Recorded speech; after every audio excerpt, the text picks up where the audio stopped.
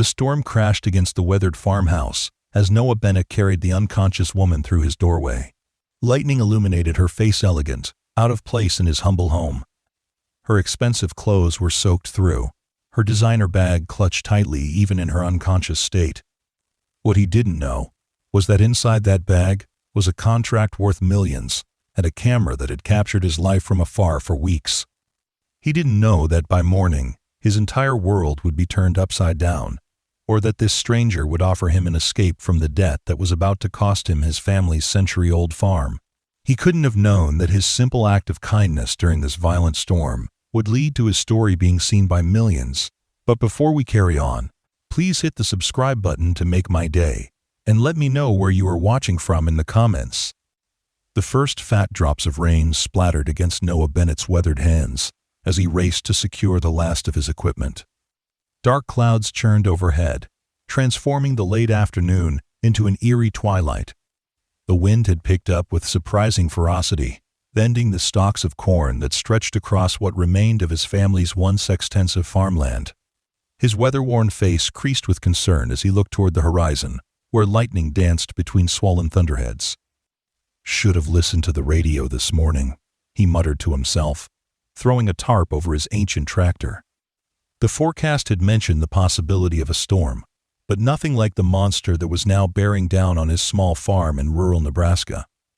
Noah had gambled, hoping to finish planting the eastern field before the rain came.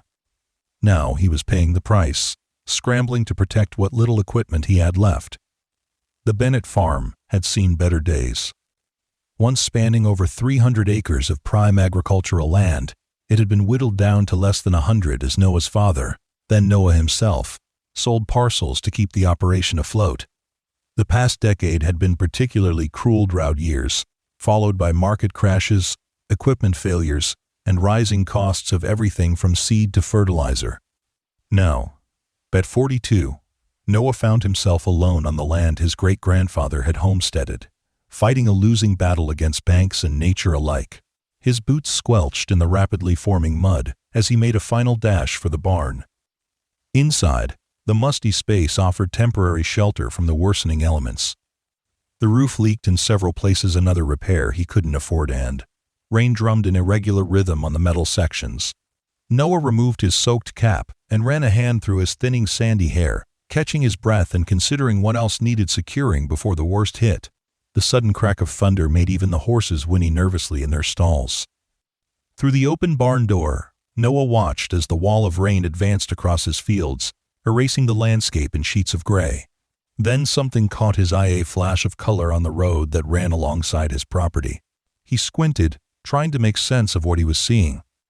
It was a Karin, expensive-looking sedan that had no business on these backcountry roads, and it appeared to be wrestling with the muddy conditions. "Damn tourists," Noah grumbled, though tourists rarely ventured to this forgotten corner of the state. He considered turning away, letting whoever it was figure out their own predicament. It wasn't his problem. He had enough troubles of his own. But then the car slid dramatically, rotating almost completely before coming to rest at an awkward angle half in the ditch. Noah's conscience wouldn't allow him to ignore a stranded motorist in weather like this. Cursing under his breath, he pulled his jacket tighter around his lean frame and ventured back into the downpour. The rain was coming down in sheets now, reducing visibility to mere yards. Noah trudged through the mud, making his way to the roadside where the sleek black car sat at an unnatural angle. As he approached, he could see the driver's door open slightly, then a figure emerge, immediately buffeted by the wind. It was a woman city folk, by the look of her clothes. She wore a tailored blazer that was rapidly becoming soaked, and impractical shoes that sank into the country mud. Dark hair whipped around her face as she tried to gain her bearings. She hadn't noticed Noah's approach yet, focused instead on retrieving something from the passenger's seat, a leather bag which she clutched protectively. "Hey!" Noah called out over the roar of the storm. "You need to get to shelter." The woman spun around, startled by his voice. For an instant, their eyes met, and Noah was struck by the intensity of her gaze, sharp, assessing, even in the midst of crisis. She was in her late 30s perhaps, with features that spoke of mixed heritage, and a composure that seemed incongruous with being stranded in a rural storm. "My car!" she shouted back, gesturing helplessly at the sedan. "I hit a branch, I think. Then the road just gave way." Noah assessed the situation with a practiced eye. The luxury vehicle was hopelessly mired in mud, one wheel completely submerged in the ditch. No amount of pushing would free it until the storm passed and the ground dried. "It'll have to wait," he said firmly. "Storm's getting worse. My farm's just through there. You can wait it out." The woman hesitated, looking back at her car as if reluctant to abandon it. Another ferocious gust of wind decided for her, nearly knocking her off her feet. Noah instinctively reached out to steady her arm. He felt her stiffen at his touch, then relax slightly as another lightning bolt split the sky, followed immediately by a deafening crack of thunder. "Okay," she conceded, locking her car with a beep that seemed absurdly civilized in the face of nature's fury. "Lead the way." Noah nodded and turned back toward the farm, checking occasionally that the woman was following. She struggled to keep up, her city shoes completely unsuitable for the muddy terrain. After watching her nearly fall for the third time, Noah stopped. "Here," he said, offering his arm for support. "Ground's only getting worse." After a moment's hesitation, she took it, her slender fingers gripping his weathered forearm. They made better progress this way, though Noah could sense the woman's growing exhaustion as they battled through the intensifying storm. They were halfway across the field when the skies opened up completely. The rain became a solid wall of water, and the wind howled with renewed vengeance.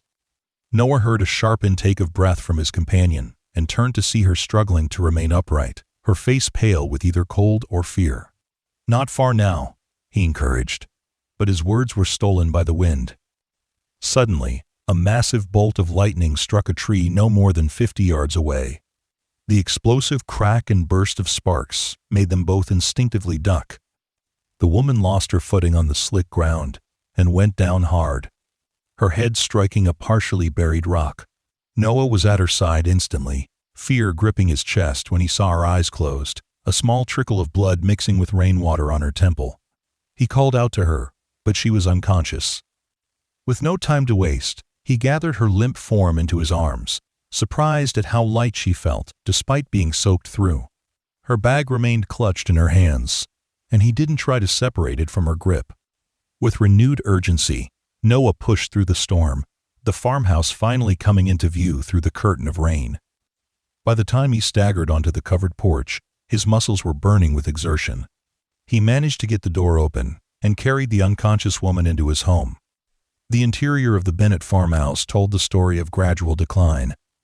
What had once been a comfortable family home now had the feeling of a place merely inhabited rather than lived in. Functional furniture, some of it decades old, filled the spaces. The walls, last painted when Noah's mother was still alive 7 years ago, had faded from warm yellow to a nondescript beige. A wood stove in the corner provided the main source of heat, though Noah had kept the old radiators working for backup during the coldest nights. He gently laid the woman on his couch, quickly grabbing a towel to press against the small cut on her head. It didn't look serious, but any head injury demanded caution.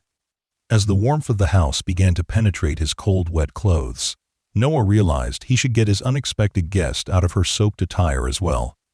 This presented a dilemma. The woman was completely unknown to him, and undressing her, even with the best intentions, seemed a violation. Instead, he covered her with a thick blanket and stoked the wood stove to raise the temperature in the room. He would wait for her to regain consciousness, and then she could change into something he found for her. While he waited, Noah took the opportunity to examine his visitor more closely. Her face, relaxed in unconsciousness, revealed fine lines around her eyes that spoke of someone who smiled often. Her hands, still clutching the leather bag, were manicured but not pampered hands that worked, though not with the rough calluses his own bore from years of farm labor. A simple gold band adorned her right hand, but her left was bare of any wedding ring. Her clothes were expensive, that much Noah could tell even with his limited knowledge of fashion. The tailored blazer and silk blouse underneath were clearly not off-the-rack items from the discount stores where he purchased his infrequent wardrobe updates. Everything about her screamed, city professional lawyer perhaps, or corporate executive. Whatever her profession, she was far from her natural habitat here in his rundown farmhouse. Noah realized he should probably call someone. The woman would have family wondering where she was, especially in this storm. He reached for her bag, thinking to look for identification or a phone, but stopped himself.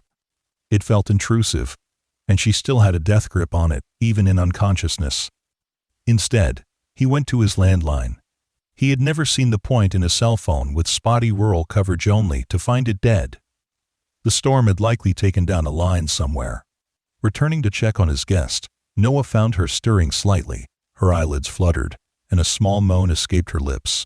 He knelt beside the couch, not wanting to startle her. "Ma'am," he said softly.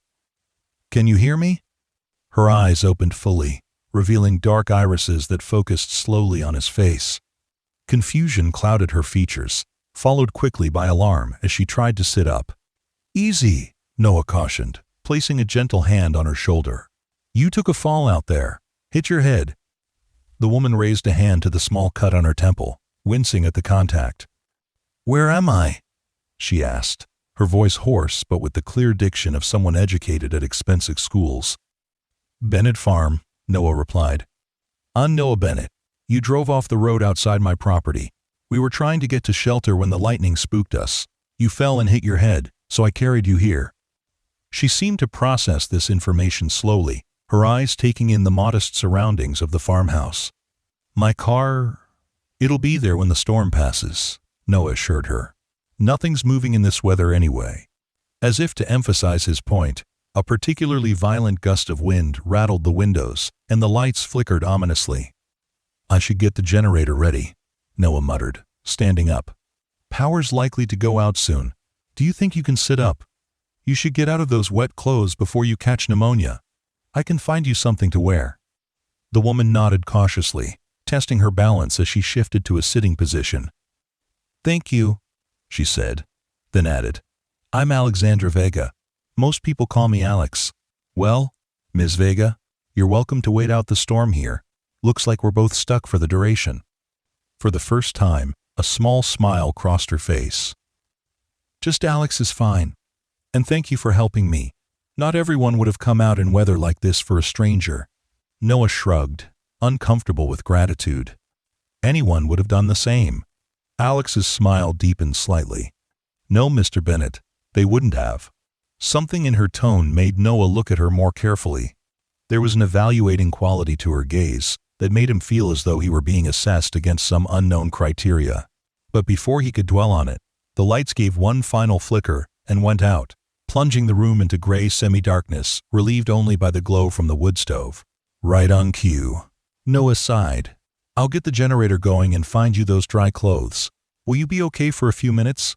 Alex nodded, still clutching her bag close as she adjusted the blanket around her shoulders. Noah grabbed a flashlight from a drawer and headed back into the storm. The rain had, if anything, intensified during the brief time they'd been inside. Noah sloshed through deepening puddles to the shed, where he kept the generator, an old but reliable machine that had seen him through many power outages over the years. As he worked to get it started, his mind kept returning to his strange visitor. Alexandra Vega was clearly no ordinary traveler who had taken a wrong turn.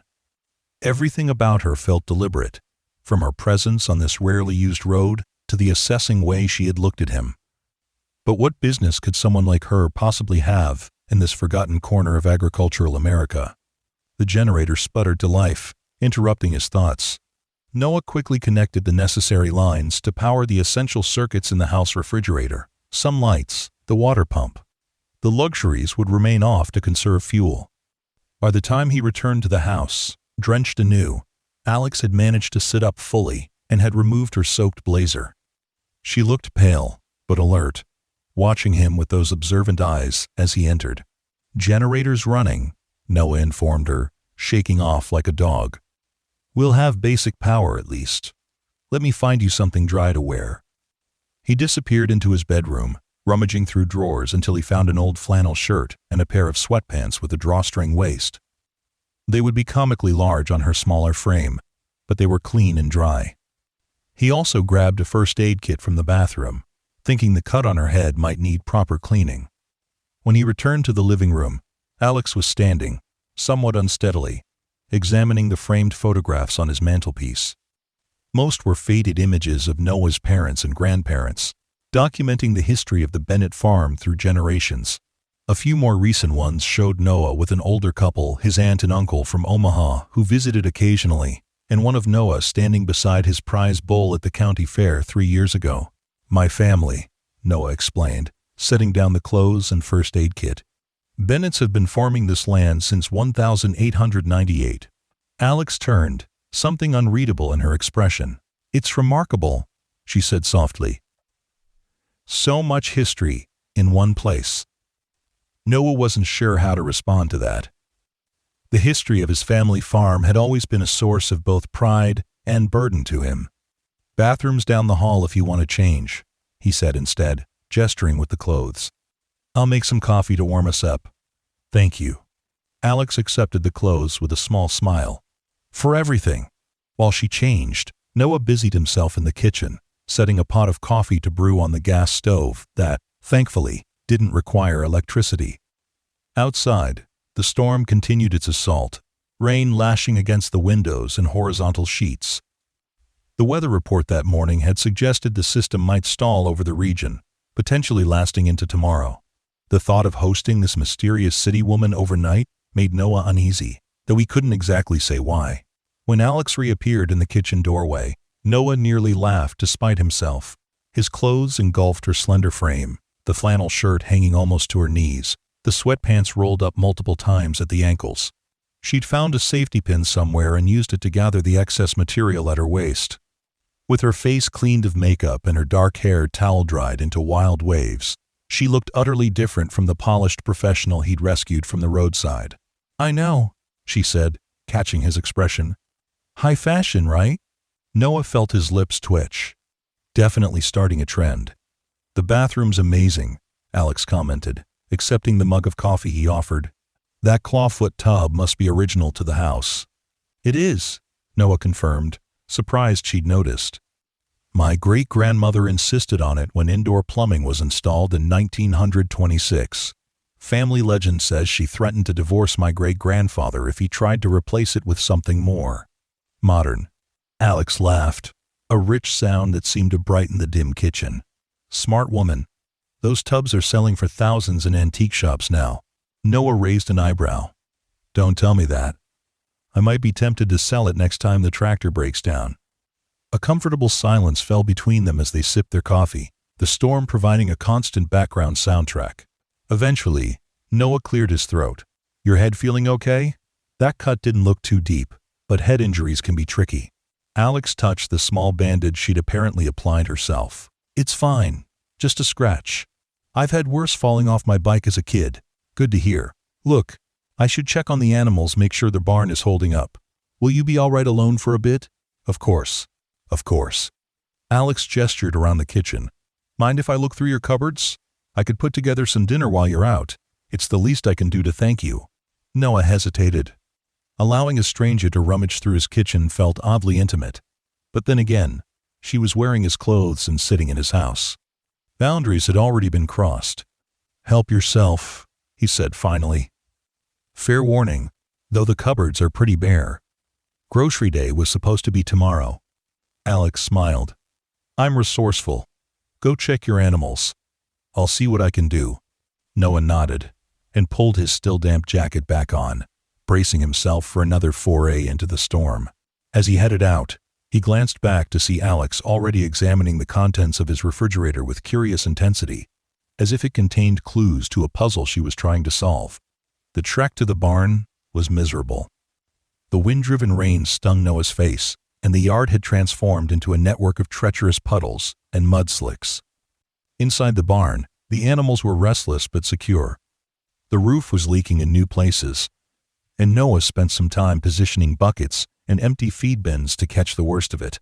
He checked each horse, the handful of cattle he had left, and the chickens in their coop attached to the barn's side.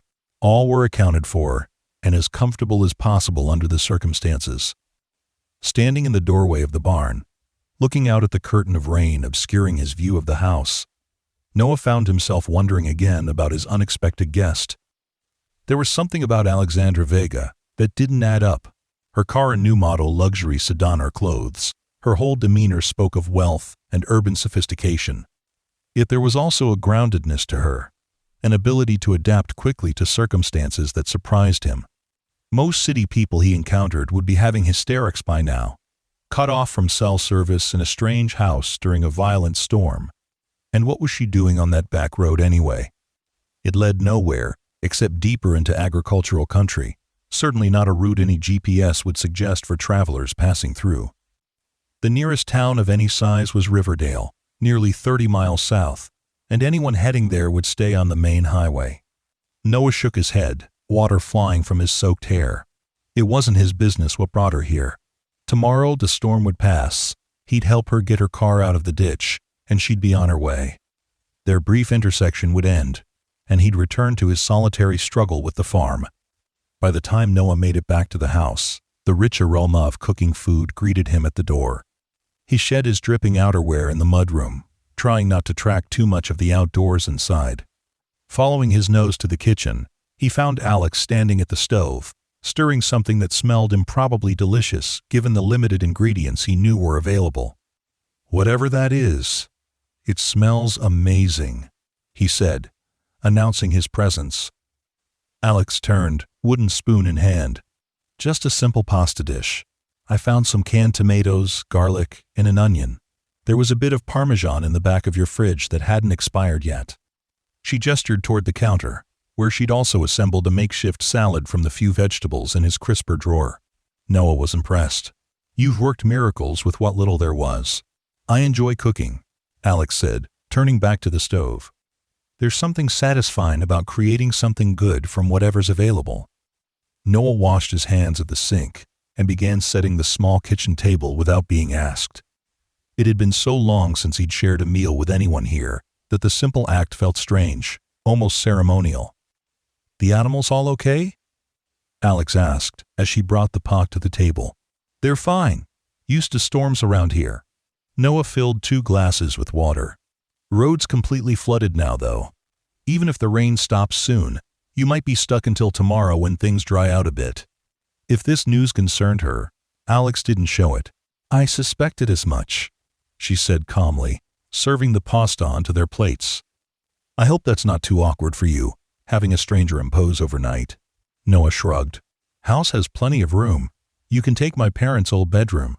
Sheets are clean. I keep it ready for when my aunt and uncle visit." They ate in companionable silence for a few minutes, the storm continuing its assault outside. The pasta was simple but delicious, and Noah realized with some surprise that it was the first home-cooked meal he'd had in months that didn't come from a box or can. "So," Alex said eventually, breaking the silence, "how long have you been running the farm alone?" Noah looked up, slightly startled by the personal question. "About 7 years now. Since my father passed. Mom died a year before him."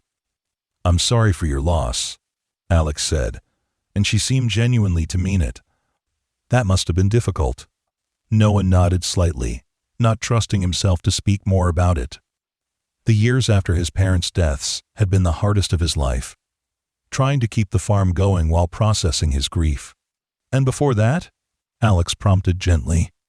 "Did you always work here, or did you do something else first?" Noah frowned slightly. Her questions were starting to feel like an interview rather than casual conversation.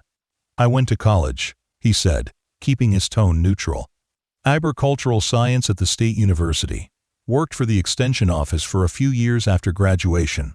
Came back when Dad's health started failing." Alex seemed to sense his discomfort with the line of questioning.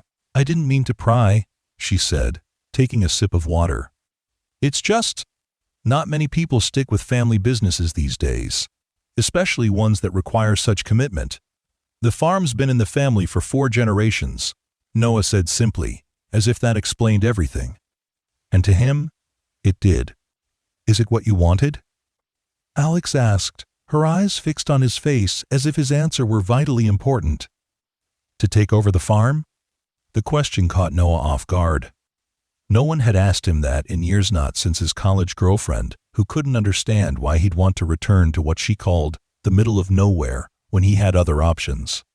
"I wanted to travel first," he admitted.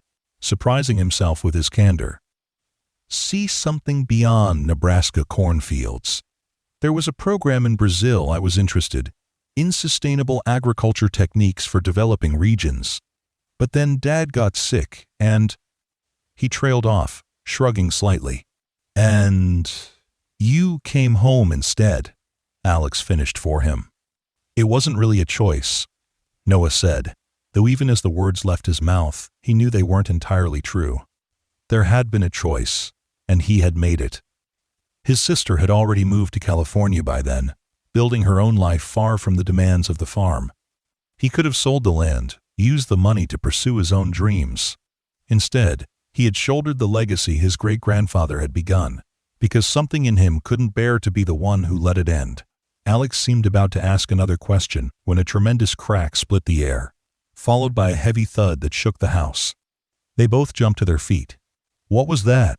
Alex asked, eyes wide. Tree down, Noah said grimly, already moving toward the front of the house. Sounded close. They made their way to the living room, where the view through the window confirmed Noah's fears. One of the massive cottonwoods that had stood sentinel beside the driveway for over a century had succumbed to the storm's fury. It lay across the front yard, massive root ball exposed to the air, branches reaching almost to the porch steps. Good Lord, Alex breathed beside him. It nearly hit the house. Another few feet and it would have, Noah agreed, mentally adding tree removal to the list of expenses he couldn't afford. The old cottonwood had been dying slowly for years, its hollow trunk weakening with each season. He'd meant to deal with it properly, but there had always been more urgent demands on his limited funds. Will we be safe here? Alex asked, a note of genuine concern entering her voice for the first time. Noah nodded. The house has weathered worse. That tree was the main worry, and now it's down. He turned to her, noting the slight pallor that had returned to her face. You should rest. That bump on the head must be taking a toll. Alex touched her temple absently. Maybe you're right. It has been quite a day. Noah showed her to his parents' old room, where the furnishings remained much as they had been during his mother's lifetime. A quilt his grandmother had made covered the double bed, and his mother's collection of porcelain birds still lined the dresser top. Bathrooms down the hall if you need it, Noah said, lingering awkwardly in the doorway. I'll be in the living room if you need anything else. Thank you, Noah, Alex said, sitting on the edge of the bed. For everything today. Noah nodded stiffly, uncomfortable with gratitude. Get some rest, he said, and pulled the door closed behind him. Back in the living room, Noah added wood to the stove and settled into his familiar chair, listening to the storm's continued assault. He should be exhausted after the day's events, but his mind was too active for sleep. Something about Alexandra Vega nagged at him. Her questions at dinner had been too pointed, too specific. She seemed genuinely interested in his story, but why? What possible value could his modest life hold for someone like her? Noah was still pondering these questions when exhaustion finally claimed him, and he drifted off to sleep in his chair, the storm raging unabated outside. He awoke to gray pre-dawn light filtering through the windows and the blessed sound of silence. The storm had finally moved on, leaving behind a sodden landscape and, no doubt, considerable damage. Noah stretched, his neck stiff from sleeping in the chair, and rose quietly, not wanting to wake his guest. In the kitchen, he started coffee brewing, then stepped outside onto the porch to survey the aftermath. The farm had taken a beating. Branches and debris littered the yard, and standing water pooled in the low spots of his fields. The fallen cottonwood dominated the front view, its massive bulk a reminder of nature's casual power. It would take days to clear, and that was assuming he could get his ancient chainsaw working again. A sound behind him made Noah turn. Alex stood in the doorway, still swimming in his borrowed clothes but looking refreshed after a night's sleep. The small cut on her temple had already begun to heal. Morning, she said, wrapping her arms around herself in the cool dawn air. Looks like we survived. Barely, Noah agreed, gesturing toward the fallen tree. Coffee's on if you want some. They stood side by side, surveying the damage in companionable silence until the coffee finished brewing. Back in the kitchen, Noah poured them each a mug, and rummaged through his cupboards for breakfast options. "I need to check the animals and assess the damage," he said, settling on simple toast with the last of his jam. "Then I can help you get your car out of the ditch. Road might still be pretty muddy, though." Alex nodded, cradling her coffee mug. "About that," she said, her tone shifting slightly. "There's something I should tell you, Noah." Noah looked up, suddenly alert at the change in her demeanor. "Oh?" Alex took a deep breath. "I wasn't entirely honest with you yesterday. I didn't end up on that road by accident." Noah frowned. "What do you mean?"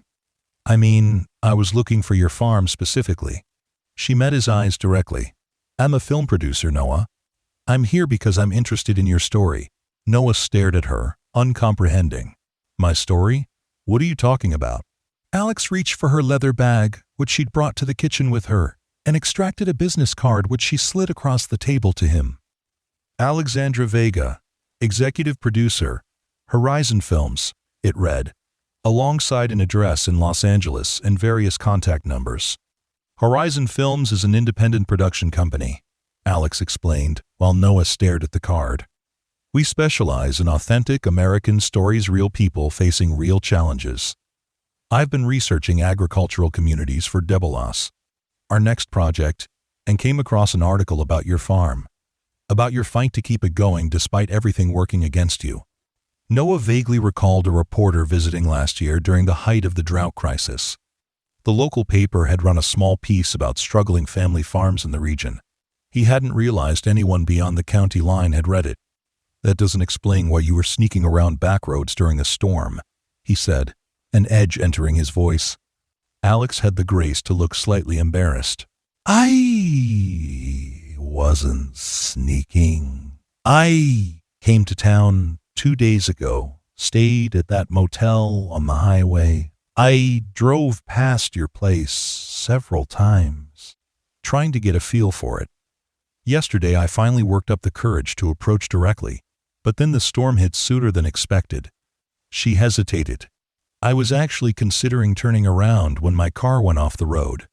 Noah pushed back from the table, a sick feeling growing in his stomach. "So what is this?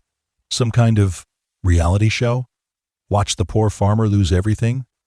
Entertainment for people who've never had dirt under their fingernails?"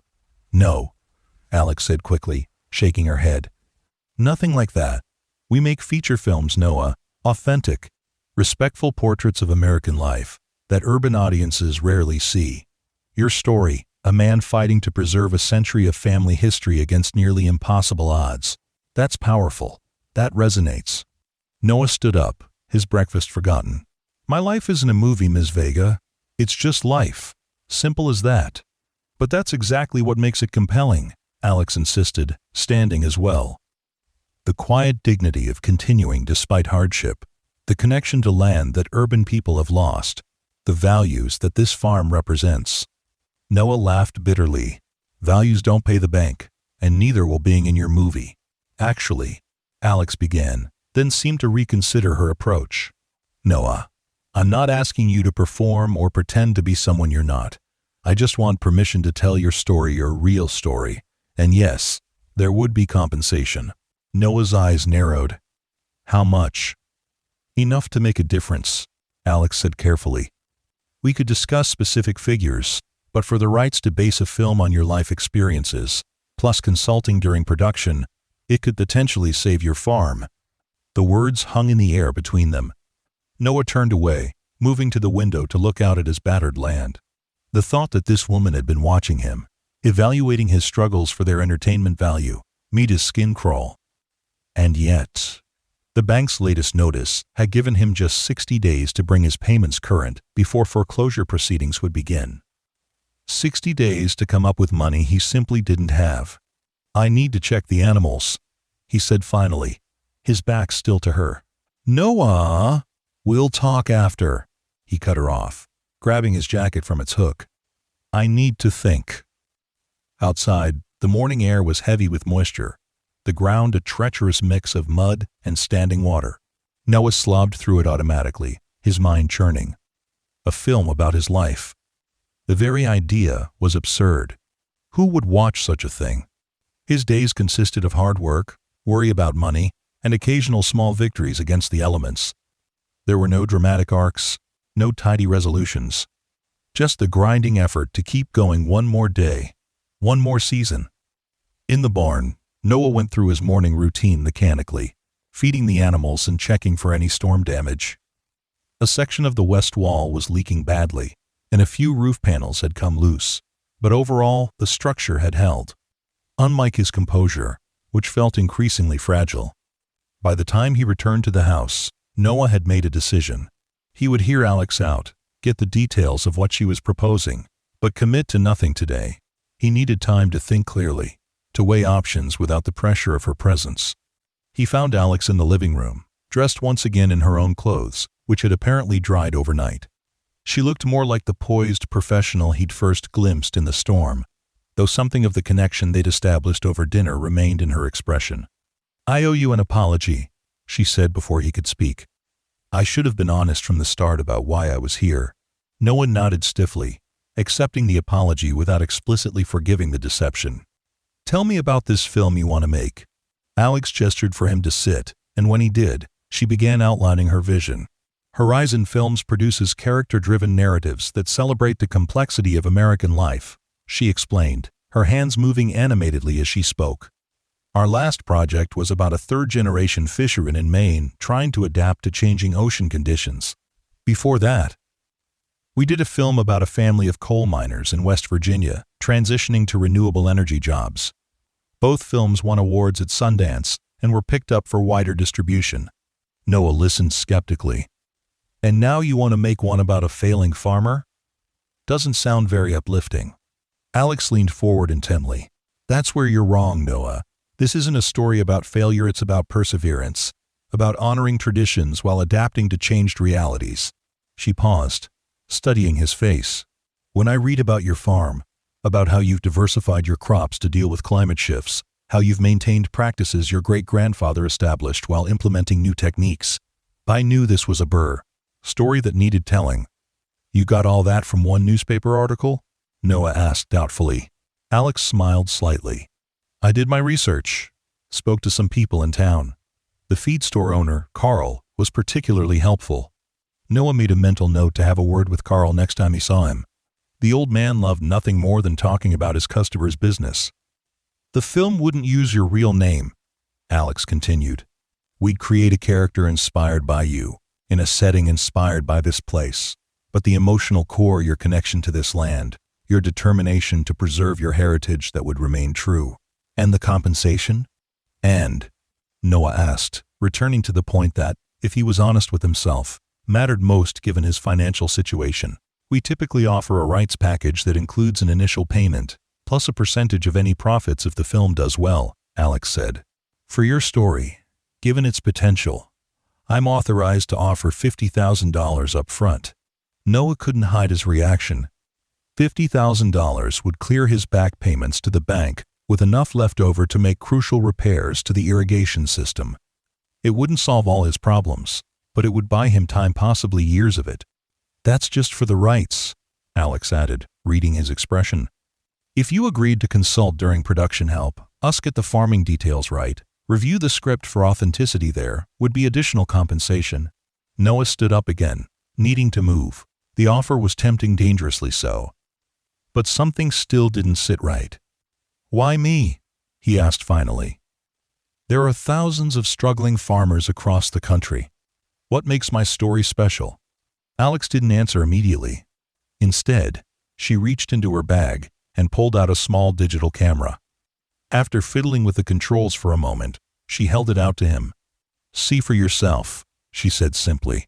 Noah took the camera reluctantly and looked at the display. It showed an image of himself, clearly taken from a distance with a zoom lens. In the photo, he was kneeling in his eastern field, examining the soil in his cupped hands with intense concentration. The morning light caught his profile, highlighting the weathered lines of his face and the careful attention in his posture. He swept to the next image. This one showed him leaning on the fence near the road, gazing out over his land with an expression Noah himself couldn't quite read, determination, mixed with weariness, perhaps. More photos followed. Noah working on his tractor, Noah with one of his horses. Noah standing on his porch at sunset.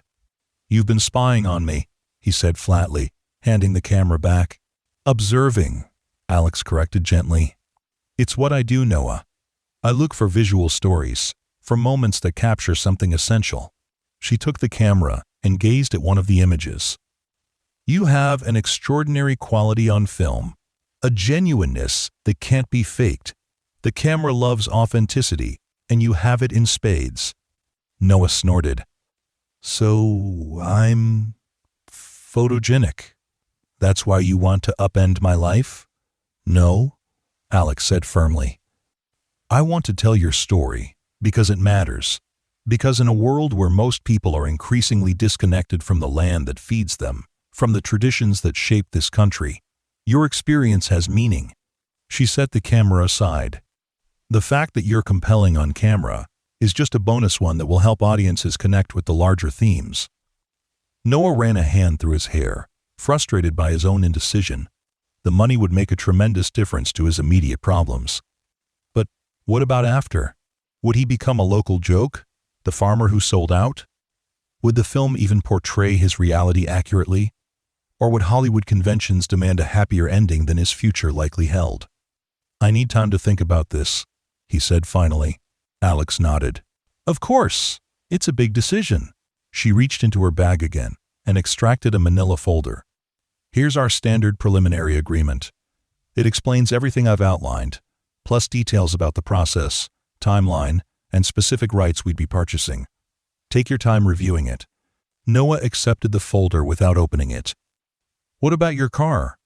Do you need help getting it out of the ditch?" "Actually," Alex said, looking slightly embarrassed, "I called a tow service while you were checking the animals. Used your landline, hope that's okay. They should be here within the hour." "Fine," Noah said shortly, irrationally annoyed that she had already begun making arrangements to leave. He set the folder on the coffee table. "I should get to work assessing the storm damage." Alex rose gracefully. "I understand. I've imposed enough." She gathered her bag and the camera. "I'll be staying at the Highway Motel for 2 more days if you decide you want to discuss this further. After that, I need to return to Los Angeles, but we can continue the conversation remotely if you're interested." Noah nodded stiffly, suddenly eager for her to be gone so he could process everything without her observant eyes tracking his reactions. "I'll wait outside for the tow truck," Alex said, moving toward the door. She paused with her hand on the knob. "Regardless of what you decide about the film, Noah, I want to thank you for your kindness yesterday.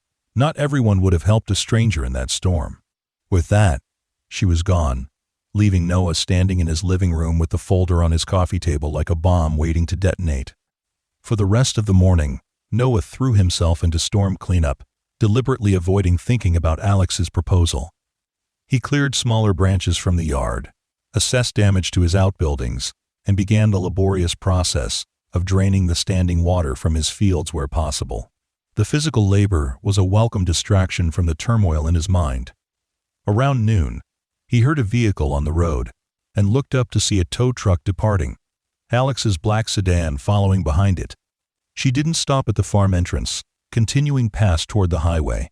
Noah told himself he was relieved. By evening, exhaustion had set in. Noah had made progress on the most urgent repairs, but the fallen cottonwood remained a massive obstacle in his front yard, and several fields showed signs of severe erosion from the torrential rain. The costs kept mounting in his head, a grim tally against his depleted resources. Inside, the house felt oddly empty. Noah made a simple dinner and ate it standing at the counter, his eyes repeatedly straying to the manila folder still on his coffee table. After washing his dishes, he finally allowed himself to pick it up. The contents were much as Alex had described a proposed agreement for the rights to create a fictionalized adaptation inspired by the life and experiences of Noah Bennett. The language was dense with legal terminology, but the key points stood out clearly. $50,000 upon signing, another $25,000 if he agreed to consult during production, and a small percentage of any profits the film might generate. Noah set the papers aside and poured himself a rare drink whiskey he kept for his uncle's visits. The money would solve his immediate crisis, But something about the whole situation still troubled him. Not just the idea of his life being dissected for entertainment, but Alex's methods. The secret observation, the calculated approach. Had everything between them been a performance on her part? Her interest in his story, the connection he'd thought they'd formed over dinner, was it all just professional manipulation? He took a long swallow of whiskey, wincing at the burn. The memory of Alex's face in the firelight returned to him, the genuine warmth in her smile as they'd talked. That, at least, hadn't seemed fake. Sleep eluded Noah that night. He tossed in his bed, his mind cycling through possibilities. By morning, he was no closer to a decision, but he knew he needed more information before he could make one. After completing his essential chores, he showered, changed into his least worn jeans and a clean shirt, and headed into town. The Highway Motel sat just off the Interstate Exchange, a single-story structure of faded blue doors and whitewashed walls. Noah parked his truck in front of the office and inquired about Alexandra Vega. The clerk, a pimply teenager more interested in his phone than his job, pointed vaguely toward room 14 without looking up. Noah stood outside the door for a long moment before knocking. He wasn't sure what he wanted to say, only that he needed to understand more before he could decide. Alex opened the door almost immediately, her surprise evident. She was dressed casually in jeans and a simple blouse, her hair pulled back in a loose ponytail. The motel room behind her had been transformed into a makeshift office, with a laptop open on the small desk and papers spread across the bed. "Noah," she said, recovering quickly. "This is unexpected." "I have questions," he said simply. Alex nodded and stepped back, inviting him inside. "Of course, ask me anything." Noah entered cautiously, remaining standing as Alex cleared some papers from a chair for him. "Tell me about these films you make," he began. "How accurate are they to the real stories?" Alex sat on the edge of the bed facing him. "We strive for emotional truth, even when we change details for narrative purposes. Our goal is to capture the essence of a person's experience, the heart of their story, even if we alter some specifics." "And the people you base them on, what happens to them after? Do they regret it?" Alex considered this carefully. "Most have found it a positive experience. Some find the attention uncomfortable initially, but appreciate seeing their struggles acknowledged. A few have leveraged the exposure into new opportunities." She paused. "I won't lie to you, Noah. There are always complexities when real life intersects with artistic interpretation, but we work hard to honor our subject's dignity." Noah nodded slowly, absorbing this. "The photos you took without my knowledge or permission, that doesn't seem very honorable." Alex had the grace to look genuinely remorseful. "You're right. It was an ethical shortcut, and I apologize. In my defense, they were all taken from public roads, but that doesn't make the intrusion any less real." She met his eyes directly. "If you decide not to work with us, I'll delete them all in front of you." Her candid admission took some of the wind out of Noah's sails. He'd expected defensiveness or justification. "There's something else I need to understand," he said after a moment. "Yesterday, during the storm, was that all just research for you? Getting me to talk about my life, my parents, the farm? Was it all just gathering material?" Alex's expression softened. "No, Noah. Professional interest brought me to your farm, yes. But what happened during the storm, the conversations we had, the connection I felt that was genuine." She leaned forward slightly. "I wouldn't be pursuing this film if I hadn't come to respect you and your story. This isn't just another project for me." Something in her tone made Noah believe her, despite his lingering doubts. "I still don't understand why anyone would find my life interesting enough for a movie. Because it's about more than just you," Alex explained. "It's about what you represent, the values of hard work, perseverance, connection to the land. In a world that's increasingly digital, detached, and disposable, your way of life has a powerful resonance." She smiled slightly. "Plus, you'd be surprised what city people find fascinating about rural life. The daily rhythms, the relationship with animals and weather, the self-reliance. It's like a foreign country to many of them." Noah considered this. The idea that his ordinary struggles might hold meaning for others was still difficult to grasp, but Alex's enthusiasm was undeniably persuasive. The money, he said finally, returning to practical concerns. How soon would it come through? And are there strings attached? Half upon signing the agreement, half when production begins, likely within 6 months, Alex replied promptly. The only string is that you agree not to sell your story to anyone else. You retain complete control over your actual life and farm. We just have the exclusive right to create our fictional adaptation. Noah nodded slowly. The timeline worked with his immediate needs. The bank would accept a substantial payment now with a plan for clearing the remaining balance. I'd want some control over how the farm is portrayed, he said, surprising himself with the conditional phrasing. No shortcuts that make farmers look stupid or backward. Alex's eyes lit up at a shift in language. Absolutely. That's why we want you as a consultant to keep us honest about the realities of modern agriculture. Noah fell silent, his thoughts still tumultuous but increasingly oriented toward acceptance.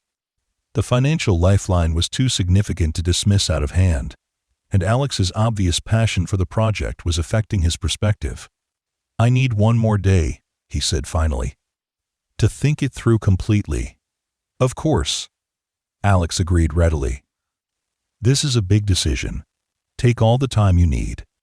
She hesitated, then added, would you be open to showing me around the farm properly?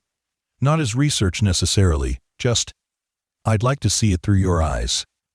The request was unexpected, but not unwelcome. Despite everything, Noah found himself wanting to share the farm with her to help her understand what made it special to him. Tomorrow morning, he said. 8 o'clock. Wear boots if you have them. It'll still be muddy. Alex smiled, the genuine expression that reached her eyes. I'll be there. Noah left the motel with mixed emotions, but a growing sense that he was moving toward a decision. Back at the farm, he spent the afternoon continuing storm cleanup, his mind clearer than it had been since Alex had revealed her true purpose. That evening, Noah did something he rarely allowed himself time for. He retrieved a carved wooden box from the top shelf of his closet and sat at the kitchen table with its contents spread before him. Inside were journals his great-grandfather had kept during the farm's early days, faded photographs of each generation that had worked the land, and various small artifacts of family history. His grandfather's pocket knife, his father's first blue ribbon from the county fair, a handkerchief, embroidered by his mother. As Noah examined each item, he tried to imagine how his ancestors would view his current dilemma. Would they see selling his story as a betrayal of their legacy or a pragmatic step to preserve it? The farm had always been about adaptation, as much as tradition. His forebears had embraced new crops, new methods, new technologies when necessary for survival. Perhaps this was just another form of adaptation. By the time he carefully repacked the box, Noah had reached a tentative conclusion. He would show Alex the farm tomorrow, help her understand what it truly meant to him. If she still wanted to tell that story afterward, he would agree with certain conditions to protect the integrity of his family's legacy. Morning dawned clear and crisp, the storm's devastation softened by gentle sunlight. Noah was already deep into his chores when he heard a vehicle approaching down the driveway. Alex's sedan appeared, moving carefully around the fallen cottonwood and parking beside his truck. She emerged wearing jeans, sturdy boots, and a flannel shirt that looked new but appropriate for farm exploration. Her hair was pulled back in a practical braid, and she carried a small backpack rather than her usual leather bag. "Good morning," she called, approaching the barn where Noah was finishing with the horses. "Am I too early?" "Right on time," Noah replied, securing the stall door. "Just finishing up here." Alex peered into the stall at the chestnut mare. "She's beautiful." "Arabians?" "Quarter horse," Noah corrected, impressed she'd made any guess at all. "Good for working cattle, though I don't have many of those left." They moved outside, where the morning sun was beginning to burn off the lingering moisture from the storm. Noah gestured expansively at the property around them. "Bennett Farm, what's left of it. Used to stretch all the way to those hills on the horizon." He pointed westward where low, rounded hillocks rose blue in the distance. "What happened?" Alex asked, falling into step beside him as he began walking toward the fields. "Same story as most family farms," Noah said with a shrug. "Drought years in the 90s forced my grandfather to sell the western section, My father had to let the northern tract go after crop prices crashed in 2008. I've sold 2 smaller parcels since taking over. One to cover my mother's medical bills. One to replace the irrigation system 2 years ago." End quote. They walked in silence for a moment, their boots squelching in the still soft ground. Noah found himself pointing out features of the landscape as they went the old windbreak his grandfather had planted. The pond had served as both irrigation reservoir and local wildlife habitat. The ancient oak that marked the original property line from the 1800 ISS. "Your family history is literally written on this land," Alex observed as they paused at the edge of a field where green shoots were just beginning to emerge from the dark soil. "That's what makes it hard to imagine losing it," Noah admitted. "Every acre has a story attached. Every building holds memories." They continued their circuit of the property, Noah explaining his crop rotation system, his experiments with drought-resistant varieties, his ongoing battle with the bank. As they talked, he found himself relaxing into the conversation, appreciating Alex's thoughtful questions and obvious interest. By mid-morning, they had reached the highest point on the Propertia gentle rise that offered a panoramic view of the farm. Noah often came here to think, to plan, to remember why he kept fighting against increasingly difficult odds. "This is it," he said simply. "Not much to look at compared to what it once was, but still worth saving." Alex stood beside him, her eyes scanning the vista before them. "It's beautiful, Noah, not just the landscape, but what it represents." She turned to face him. "This is what I want our film to capture, not just the struggles of modern farming, but this connection, this belonging." Noah met her gaze, seeing the genuine emotion there. "I've decided to accept your offer," he said quietly. "With a few conditions." Alex's expression brightened. "Name them."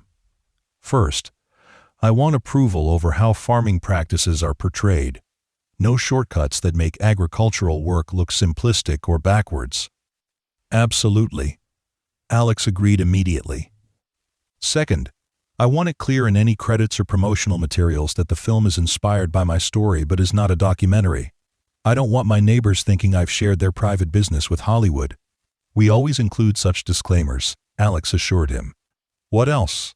Noah took a deep breath. "Third, I want a clause that if the film makes a certain level of profit, some percentage goes to a fund for young farmers in this county, kids who want to stay in agriculture but can't afford to get started." This request seemed to surprise Alex, but she nodded slowly. "That's actually a wonderful idea. I can't promise a specific percentage without consulting my partners, but I'm confident we can include something along those lines." They stood in silence for a moment, the weight of the decision settling between them. Finally, Noah extended his hand. "That I guess we have a deal, Ms. Vega." Alex took his hand, but instead of shaking it formally, she held it in both of hers. "Thank you, Noah, for trusting me with your story. I promise we'll do it justice." The sincerity in her voice eased some of the lingering anxiety in Noah's chest. Whatever happened next, he had made a choice to fight for his farm in a new way. His ancestors had adapted to changing times. Now he was doing the same. "So what happens now?" he asked as they began walking back toward the farmhouse. "Now I return to Los Angeles and start the development process," Alex explained. "Writing a treatment, securing funding, assembling a creative team. I'll be in regular contact with updates and questions." "And the money?" "I'll have the initial contract sent over today. Once you sign, the first payment will be processed immediately." Noah nodded, relieved. He could call the bank tomorrow, begin negotiating a new payment plan with the promised funds as leverage. As they approached the house, Alex's pace slowed slightly. "Noah, there's something else I should mention." He turned to her, instantly wary. "What's that?" "Part of why Horizon Films was interested in your story specifically is, well, we have a potential director already interested." She paused. "A rather significant one." "Who?"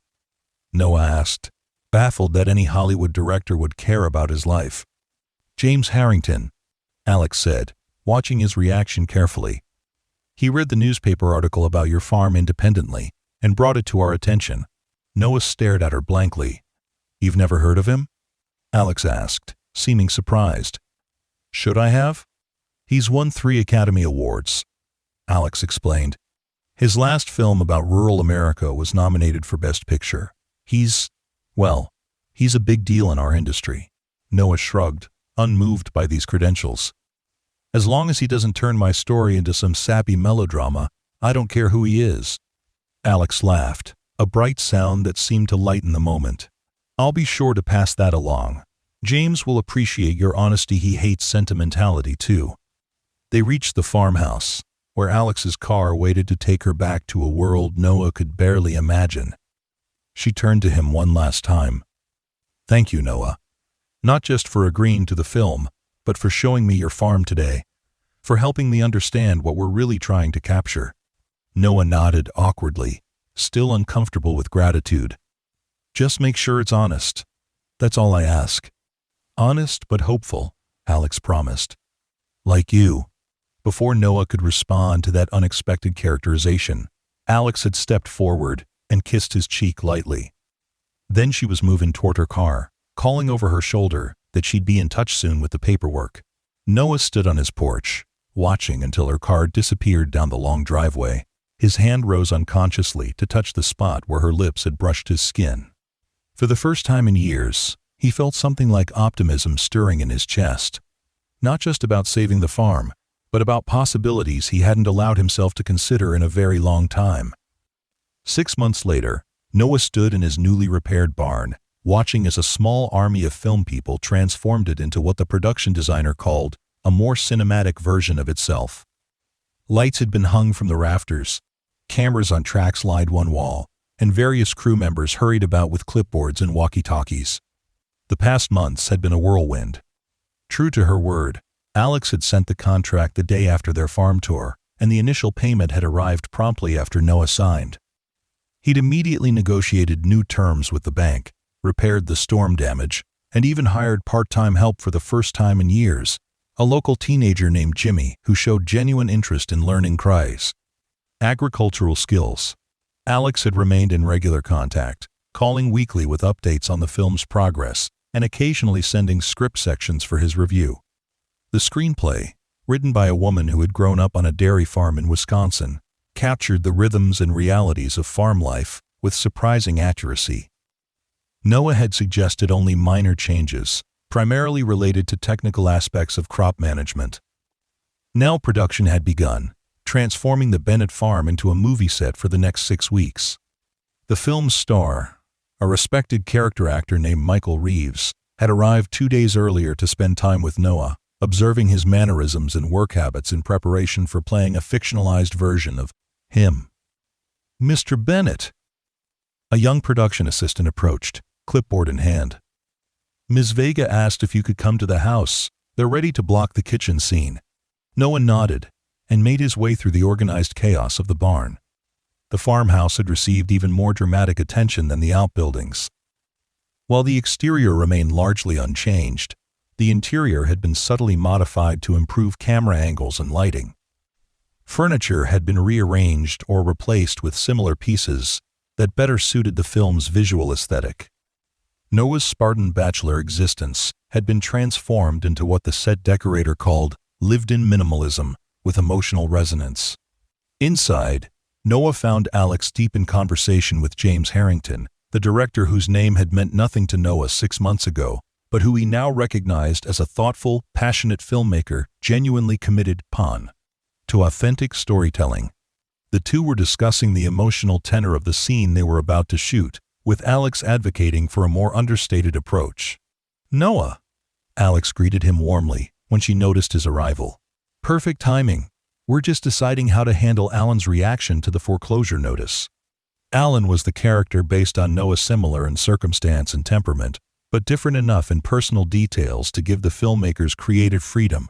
How did you react when you got yours? James asked directly, his keen eyes studying Noah's face. Noah considered the question seriously. Didn't throw anything or break down crying, if that's what you're asking. Just felt heavy, like someone had put a stone in my chest. He paused, remembering. Then I went out and worked until dark. Physical labor helps when you can't fix the real problem. James nodded thoughtfully. That's it exactly. Not dramatic in the conventional sense, but deeply felt. He turned to his assistant. Let's revise that sequence. No dialogue, just the moment of realization, then a hard cut to him working himself to exhaustion in the fields. The assistant hurried off to relay the changes. Thanks, Noah, Alex said with a smile. Your input makes all the difference. Over the past months, Noah's relationship with Alex had evolved in ways he hadn't anticipated. Her weekly calls had gradually become longer, extending beyond film business to more personal conversations. She'd visited the farm 3 times during pre-production, each stay longer than strictly necessary for her professional obligations. Something was developing between them, something neither had explicitly acknowledged, but both seemed increasingly aware of. Now, with production underway, and Alex temporarily relocated to Nebraska, they saw each other daily. She had rented a small house in town rather than staying at the highway motel with the rest of the crew, explaining that she needed a proper workspace for her producer duties. Noah had found himself invited to dinner there twice already, quiet evenings away from the controlled chaos of the film set where they could talk without interruption. We'll be ready to shoot in 20 minutes, Alex told him now. Want to watch? Noah shrugged. Got chores to finish first. Maybe I'll catch the next one. Alex nodded, understanding his continuing ambivalence about seeing his life interpreted by actors. Tonight then? Dinner at my place again? James wants to discuss the harvest sequence we're shooting next week. Sure, Noah agreed, perhaps too quickly. I'll bring some of those tomatoes from the kitchen garden. They're finally ripening. Alex's smile widened. Perfect! 7 o'clock? Noah nodded and headed back outside, where the real work of the farm continued despite the film production. Jimmy was repairing a fence section, his young face serious with concentration. The sight gave Noah a satisfaction he hadn't expected when he'd hired the boy. There was something right about passing on knowledge, about nurturing the next generation's connection to the land. As he crossed the yard toward the equipment shed, Noah reflected on how much had changed in 6 months. The farm was secure for now, with enough capital from the film deal to implement improvements that would increase productivity and efficiency. The story of his struggle was being told with integrity and respect by filmmakers who genuinely cared about getting it right. And Alexandra Vega had somehow become central to his life in ways that both surprised and stirred him. That evening, Noah arrived at Alex's rented house promptly at 7, freshly showered and wearing his newest jeans paired with a button-down shirt he rarely had occasion to use. He carried a basket of tomatoes, zucchini, and fresh herbs from his Gardenia harvest he took quiet pride in. Alex answered the door wearing a simple dress that managed to be both casual and elegant, her dark hair loose around her shoulders. The sight of her relaxed, smiling, in a space temporarily her own caused a flutter in Noah's chest that was becoming increasingly familiar. No James? Noah asked, noticing they were alone as he entered the small but charming house. He called to apologize. Emergency consultation with the effects team about the storm sequence. Alex accepted the basket of vegetables with obvious delight. These look amazing. I hope you don't mind it being just us tonight. Noah found that he didn't mind at all. Dinner was simple but delicious, a pasta dish, incorporating Noah's tomatoes and herbs, crusty bread from the local bakery, and a bottle of good wine Alex had brought from California. Their conversation flowed easily, touching on the day's filming challenges, Noah's progress with fall planting preparations, and Alex's amusing stories about Hollywood personalities. As they lingered over the remains of the wine, a comfortable silence fell between them. Noah found himself studying Alex's face in the soft lamplight, noting how at ease she seemed in this rural setting, so different from her usual environment. What? She asked, catching his gaze. Just wondering something, Noah admitted. Do you ever get tired of it? A Hollywood life, I mean. Always chasing the next project, living out of suitcases on location shoots. Alex considered the question seriously. Sometimes, there's a restlessness to it that can be exhausting. She twirled her wineglass slowly.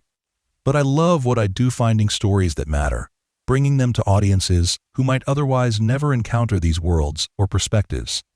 Noah nodded, understanding the passion that drove her, despite the costs.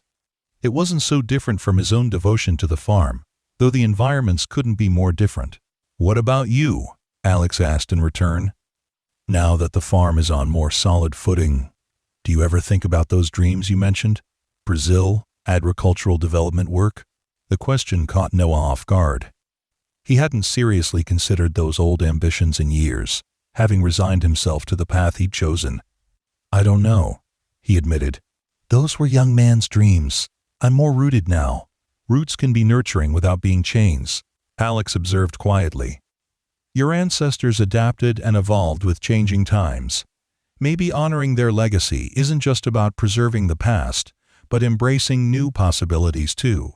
Her words echoed thoughts Noah had been having himself lately, though he hadn't articulated them so clearly. With the financial pressure eased by the film deal, he had found himself wondering what might be possible beyond mere survival. "Maybe," he conceded. "But that's thinking too far ahead. Let's get through the movie first." Alex smiled at that, but something in her expression suggested she wasn't ready to let the subject drop permanently. Fair enough.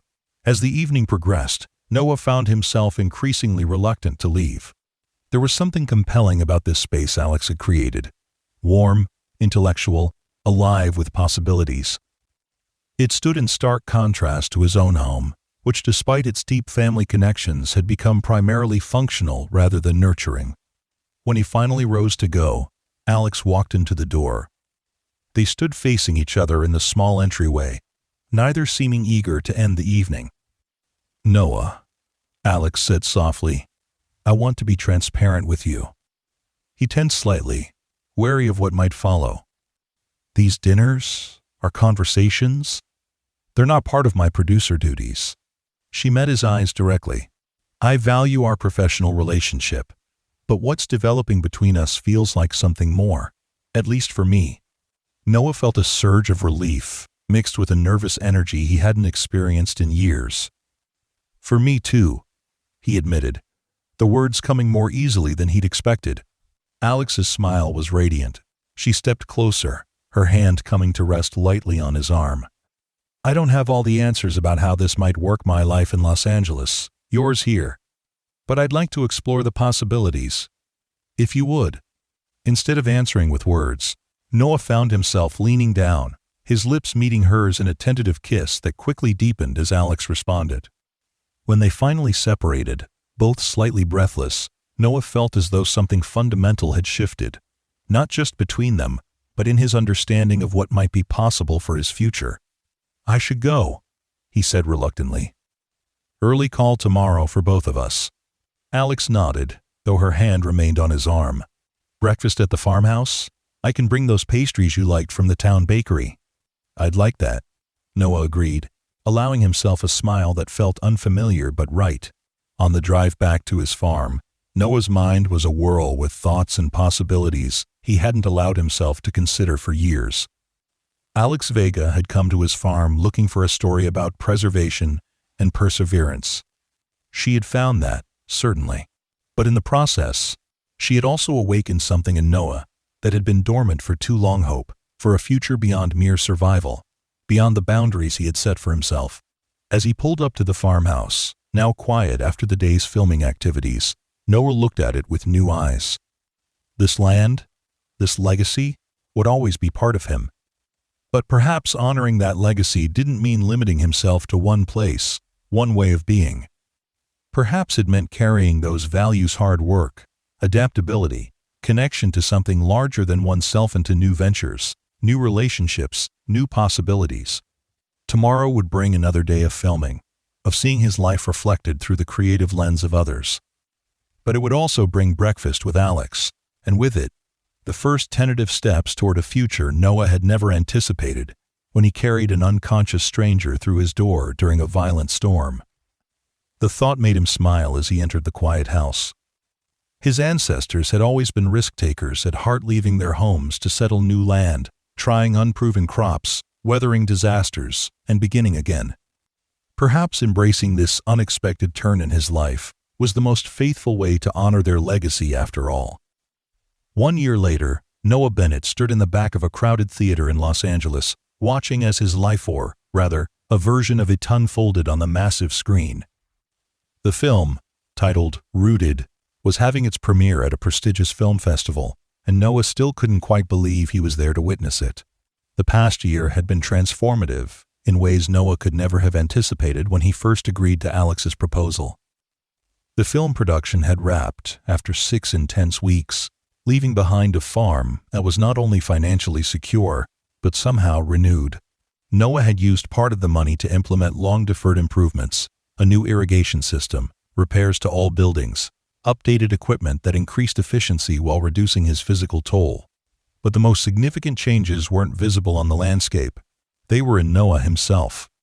Working closely with the filmmakers had given him a new perspective on his own story, helping him see the strength and resilience in choices he had previously viewed only as obligations. He had begun to recognize that preserving his family's legacy didn't mean remaining static or isolated. His relationship with Alex had developed gradually but steadily over the months following the production. After filming wrapped, she'd returned to Los Angeles, but they had maintained a connection through long phone calls, video chats, and occasional visits in both directions. Noah had discovered he didn't mind the occasional trip to California, especially with Alex as his guide to a world utterly different from his own. And Alex had continued to find reasons to visit Nebraska, her appreciation for the rhythms of farm life growing with each stay. Now, watching the film's climactic scene, where the character based on him makes the difficult decision to adapt his farming methods rather than lose everything, Noah felt a profound sense of recognition. The actor portraying him captured something essential about his relationship with the land, something Noah himself might not have been able to articulate before seeing it reflected back at him. He felt Alex's hands slip into his in the darkness. She had been beside him throughout this strange journey, not just professionally guiding the project, but personally supporting his evolution. Their relationship had developed into something neither had expected but both now treasured, a partnership that bridged their different worlds while respecting the unique perspectives each brought. As the film ended and the credits began to roll, the audience erupted in applause. Lights came up, and the director invited the creative team to the stage for a discussion. Alex squeezed Noah's hand before slipping away to join them, her role as producer requiring her presence. From his position at the back, Noah watched as Alex spoke passionately about the film's genesis, crediting Noah's story as the heart of the project. When asked about authenticity in portraying rural life, she gestured toward the back of the theater. "The real inspiration for our story is here tonight," she said. Noah Bennett gave us not just access to his world but insights into what it truly means to be connected to the land across generations. All heads turned, and Noah felt a moment of panic as he became the center of attention. The director beckoned him forward, and after a moment's hesitation, Noah found himself making his way down the aisle to join them on stage. The applause that greeted him was disconcerting, but oddly affirming. Standing awkwardly beside Alex under the bright lights, Noah listened as audience members asked questions about his farm, his family history, and his impressions of the film. He answered honestly, without embellishment, and was surprised to find his straightforward responses met with appreciative murmurs and occasional laughter at his drier observations. "What's next for Bennett Farm?" someone finally asked. Noah glanced at Alex before responding. "Growth, but on our own terms. We're expanding into educational programs for young farmers, partnering with the Agricultural College on sustainable techniques." He paused, then added, "And personally, I'm looking into dividing my time between the farm and consulting work with agricultural development projects, including one in Brazil I've had my eye on for about 20 years. Alex's smile at this announcement was radiant. They had discussed this possibility extensively over recent months, how Noah might honor his connection to his family land, while also pursuing the broader agricultural interests he had once set aside. The film's financial success, coupled with grants they had secured together, was making that balance possible. After the event concluded, Noah and Alex made their way through the crowd of well-wishers and industry people toward the exit. They had a quiet dinner planned away from the festival, a chance to process the evening's emotions before the more formal celebrations tomorrow. Outside the theater, the warm California evening enveloped them. Noah loosened his tie, still not entirely comfortable in the formal attire Alex had helped him select for the occasion. "You were amazing up there," Alex told him, linking her arm through his as they walked. natural, and authentic, exactly what people responded to in the film. I just answered their questions. Noah demurred, though her praise pleased him. That's why it worked, Alex insisted. No performance. Just you. They reached the restaurant, a small, elegant place Alex had chosen knowing Noah would prefer its intimacy to the trendier spots favored by the film crowd. Over dinner, they discussed the audience's reaction, the critical response that had begun to appear online, and the distribution offers already coming in. James thinks we have a real shot at major awards consideration, Alex mentioned, referring to the director who had become a friend to both of them during production. Noah shook his head in wonder. Still seems surreal that anyone would care about my quiet little corner of Nebraska. That's the magic of storytelling, Alex replied. Finding the universal in the specific. Your struggle to preserve something meaningful resonates far beyond agriculture. As their meal concluded, Noah reached across the table to take Alex's hand. I have something to ask you, he said, his voice more serious than it had been all evening. Alex's expression turned curious. What is it? We've been making this back and forth work for almost a year now. Noah began carefully. Your place in LA, my place in Nebraska. And it's been good, better than I ever expected. But I've been thinking. About? Alex prompted when he hesitated. About something more permanent. Noah met her eyes directly. Not necessarily marriage, no yet, anyway, but a commitment to building something together. I've been looking at properties halfway between the farm and Riverdale. Places with enough land for a garden but close enough to town for your work. Somewhere that could be ours, not just mine you're visiting, or yours I'm staying in. Alex's eyes widened slightly. You'd consider living part-time away from the farm? Jimmy's proven himself capable of managing things when I'm not there, Noah said, referring to the young man he'd hired, who had developed into a skilled, dedicated assistant. And with the educational programs we're developing, there will be other hands involved regularly. The farm doesn't have to equal isolation anymore. Alex squeezed his hand, her eyes bright with emotion. And the Brazil project? We could coordinate schedules, Noah suggested. Your film production timelines, my agricultural consulting. Find the overlaps, make the most of them. A bicoastal, multi-continental relationship, Alex mused, a smile playing at her lips. Not exactly conventional. Nothing about us has been conventional from the start, Noah pointed out. Why start now? Alex laughed at that, the sound drawing smiles from nearby diners. You make an excellent point, Mr. Bennett. Her expression softened. Yes, to all of it. Let's build something together, something that honors both our worlds. Relief and joy surged through Noah. He had spent weeks considering this proposal, unsure if Alex would be willing to commit to such an unconventional arrangement. Her immediate acceptance confirmed what he had come to believe, that their different backgrounds and perspectives were not obstacles but strengths in their relationship. There's one more thing, Noah said, reaching into his jacket pocket. Not a ring, not yet, but something to mark the moment. He withdrew a small wooden box and placed it on the table between them. Alex opened it curiously to reveal a delicate pendant, a miniature replica of the ancient oak that marked the original boundary of Bennett Farm, crafted in silver with remarkable detail. It's beautiful, Alex whispered, lifting it from the box. My great-grandfather planted that tree when he first claimed the land, Noah explained. It's survived drought, storms, is always adapting, growing stronger through adversity. Seemed fitting.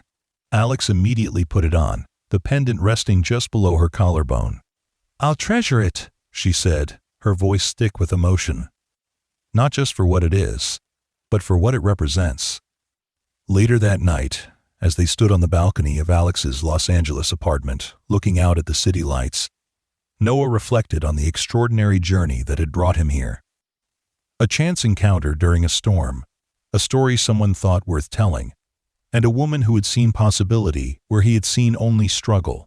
Penny for your thoughts, Alex said, leaning into his side. Just thinking about storms, Noah replied. How sometimes what seems like destruction actually clears the way for something new. Alex smiled up at him. Poetic for a practical farmer. I've been spending too much time with film people, Noah deadpanned, but his arm tightened around her shoulders. In that moment, with the woman he loved beside him and possibilities expanding before him. Noah felt a profound connection, not just to his own future, but to the legacy of adaptation and perseverance his ancestors, Demerol, had established. They had always been pioneers in their way, willing to embrace change while honoring what mattered most. Now he was doing the same, with Alex as his partner in crafting a life that bridged their separate worlds while creating something entirely new. 5 years later, Noah stood at the edge of his eastern field, watching as a group of agricultural students moved through the rows of experimental drought-resistant corn.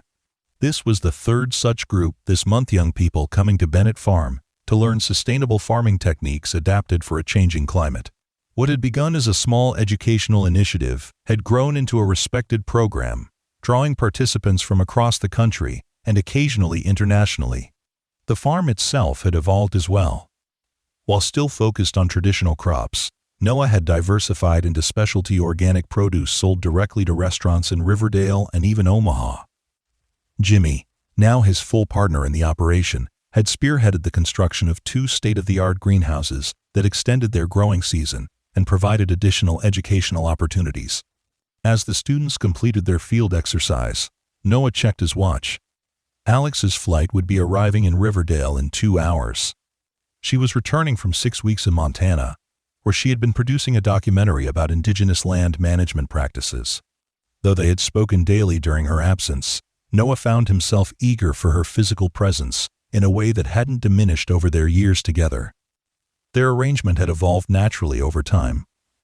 The property halfway between the farm and town had become their primary residence, a modern farmhouse with ample space for Alex's remote work and comfortable guest rooms for visiting film colleagues or agricultural researchers. They divided their time between Nebraska, Los Angeles, and their various project locations, creating a rhythm that honored both their individual passions and their shared life. Noah's consulting work had expanded beyond his initial involvement with the Brazil project. He now regularly advised on agricultural development initiatives in several countries, balancing these commitments with his responsibilities to Bennett Farm. The varied work kept him intellectually engaged while allowing him to share generations of practical farming knowledge with communities facing challenges similar to those his own family had weathered. Alex's career had flourished as well. Rooted had indeed garnered the award recognition James had predicted, raising her profile significantly within the industry. She had leveraged this success to focus increasingly on projects that aligned with her values, films and documentaries exploring the intersection of environmental concerns, cultural heritage, and individual determination. Her work often complemented Noah's agricultural focus, creating synergies they both appreciated. After dismissing the student group with a reminder about tomorrow's soil management workshop, Noah headed back toward the farmhouse, the original Bennett homestead, now serving primarily as the educational center's headquarters. He and Alex maintained private quarters there for nights when programs ran late or when they simply wanted to reconnect with the heart of the operation. Inside, he found Jimmy in the kitchen, reviewing supply orders for the coming month. "Students get through the drought adaptation module?" Jimmy asked, looking up from his laptop. "Just finished," Noah confirmed. "Good group this time. Asking substantive questions." Jimmy nodded in satisfaction. "The word of mouth is working. We're getting more serious participants, fewer agricultural tourists." "Alex's flight's on time," Noah mentioned, checking his phone. "I'm heading out to meet her soon." "Give her my best," Jimmy said. "Tell her I've implemented that irrigation monitoring system she found the grant for. Data's already looking promising." Noah smiled at this reminder of how thoroughly Alex had integrated herself into the farm's operations over the years. Though never pretending to be a farmer herself, she had contributed her own skills securing funding, publicity, connections that had proved invaluable to the farm's evolution. The drive to Riverdale Airport was familiar now, a route Noah had traveled countless times over the past 5 years. As he drove, he reflected on how dramatically his life had changed since that stormy day when Alex had first appeared. The struggling farmer fighting a lonely battle against financial ruin and obsolescence had transformed into a man with expanded horizons, renewed purpose, and a partnership that enriched every aspect of his existence. At the small regional airport, Noah waited at the modest arrival area, watching as passengers began to emerge from the recently landed flight. When Alex appeared, her face lit up at the sight of him, and Noah felt the familiar surge of connection that had only deepened with time. "Welcome home," he said simply as she walked into his embrace. And it was home, not just the farm or their shared house, but wherever they created space for each other's dreams alongside their own. What had begun as a film producer searching for the perfect story had become something neither could have scripted.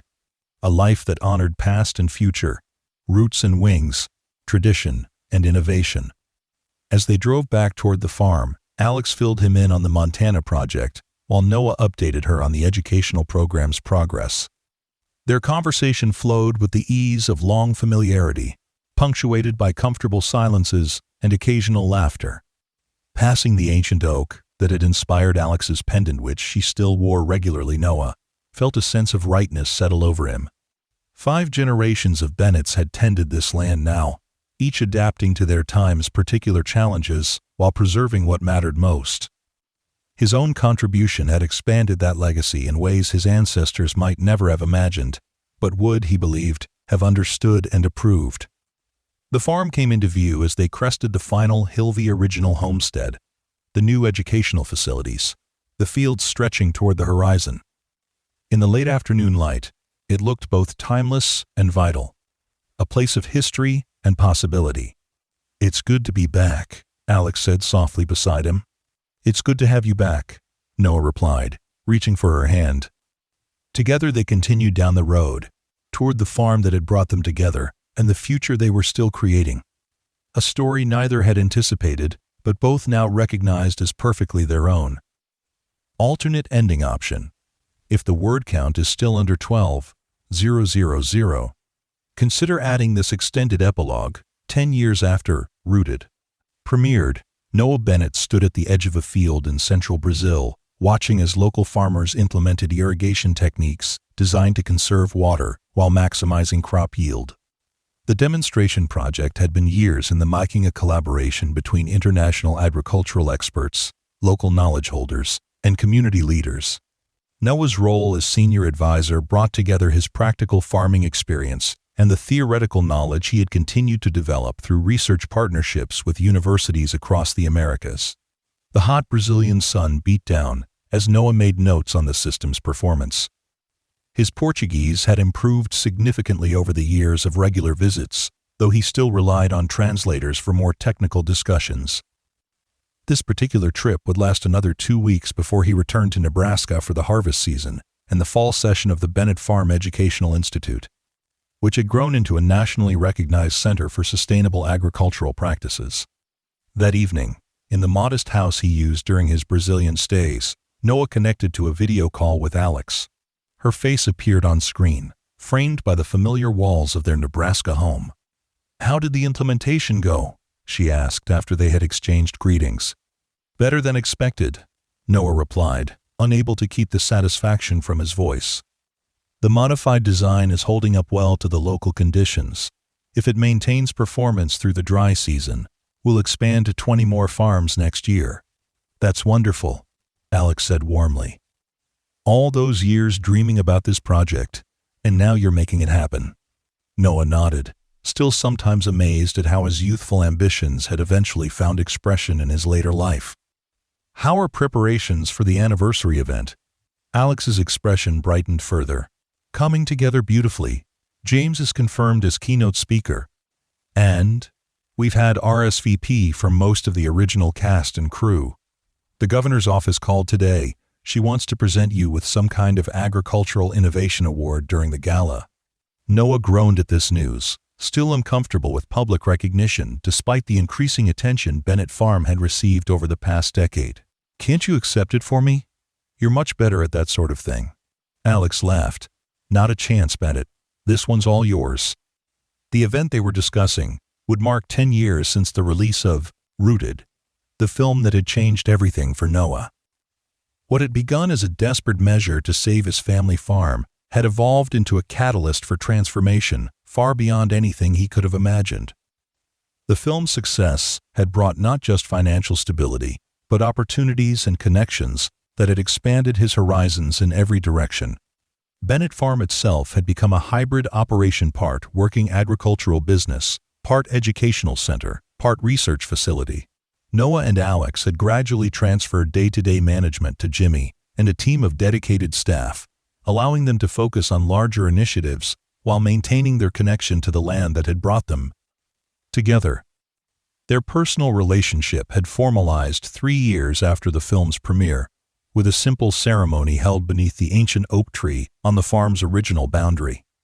The wedding had brought together their seemingly disparate worlds: Hollywood producers mingling with Nebraska farmers, Brazilian agricultural scientists chatting with film directors. The unlikely combination had worked, much like their marriage itself. "I miss you," Alex said now, her expression softening. "The house feels empty without you stomping around in those work boots." 2 more weeks, Noah promised. "Then, I'm home until January." Their conversation continued, moving easily between personal matters and professional updates. Alex's production company, which she now ran independently from Horizon Films, had specialized increasingly in documentaries focusing on environmental issues and cultural preservation. Her current project followed the revival of traditional farming practices among young indigenous farmers in the Southwest, work that complemented Noah's international agricultural consulting. As they prepared to end the call, Alex held up a package. "This came for you today, from the publisher." Noah felt a flutter of nerves. "Did you open it?" "I waited for you," Alex assured him. "Want me to open it now?" At Noah's nod, Alex carefully opened the package to reveal a hardcover book.